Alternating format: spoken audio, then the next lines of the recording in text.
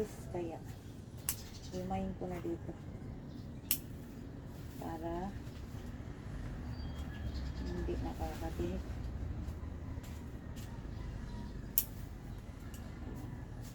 Masarap kasi ito sa kuan, sa munggo. Tamang-tama may munggo ako sa bahay.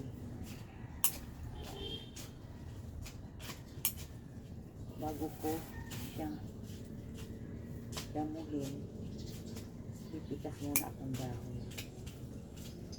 Kasi masarap din ito sa sardinas.